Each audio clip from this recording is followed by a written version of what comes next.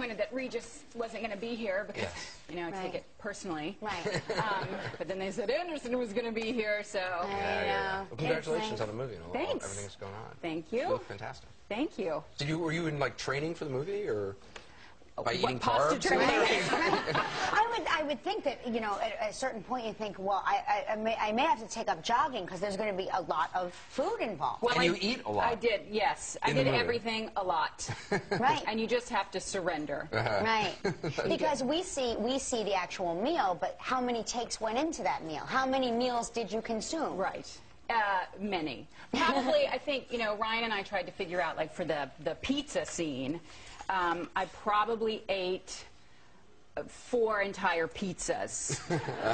But what I think is more fascinating is that I ate 8 pieces of pizza in 45 minutes. So the stupid people, how much food can you shove in your face? Yeah, You started that. I did. I'm a trendsetter. Also in the movie, you have a plate of spaghetti at one point that looks so nice. I went out to an Italian restaurant last night, motivated by that plate of spaghetti, and mine was not nearly as nice looking. It was very disappointing. You know, they went to great lengths to make the food look amazing and taste amazing. I mean, by the 5th bowl of steaming hot spaghetti, it was less exciting, but it was pretty fabulous food. And did they have food stylists there to make it all? Yes. So isn't that an incredible job? Wow. The food got more touch-ups between takes than I did. You're sitting there. Like, I'm just a sweaty mess. They're like, oh, you're good.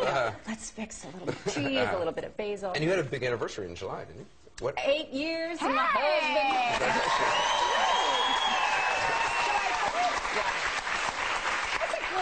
That is a great anniversary. The 4th of You'll July. never forget that day. Yes, we celebrate our independence by binding our lives together for eternity.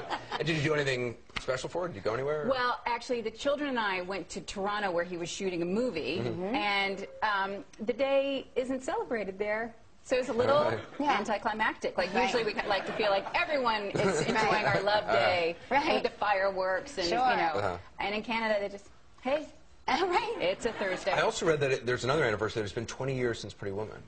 I can't believe Someone else that. said that to me. I can't believe That's that. incredible. That can't be possible. Yeah. Because I was a grown-up when I saw that. Well, you know, it's funny when people that seem like adults come up to me and go, I remember when I was a little girl and Pretty Woman came out, and I just start weeping. There's just more depression than that. I grew up watching you. Yes. Ouch. Yeah. Right. Yeah. That's very funny. But I couldn't believe when I heard that because I said to myself, I was an adult when I saw that. That can't be. I just take comfort that if I'm this old, it means Richard Gere is a whole lot older. Well, Military Roberts in a second. We're back.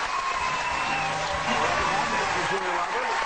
The new movie is Eat, Pray, Love. You play a woman named Elizabeth who basically travels the world to kind of reconnect with herself and rediscover her inner self. Yes. Yes, I do. And you read the book, and obviously, like so many people, especially women, fell in love and connected with the book. I did, and I read the book before it became so wildly popular, which is good because I have a tendency to. I could have gone either way. If I'd known it was, you know, if I said it was a great book, then I might have just wanted to hate it to be different.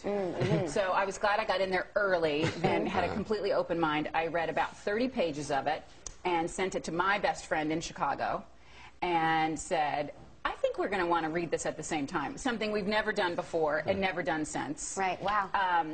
And was that Oprah, by the way? Because it was sounding like an Oprah kind of moment here. Oh, my friend. I called my friend in Chicago. My best friend, no, it was Paige. Okay. Oprah's my second best friend in Chicago.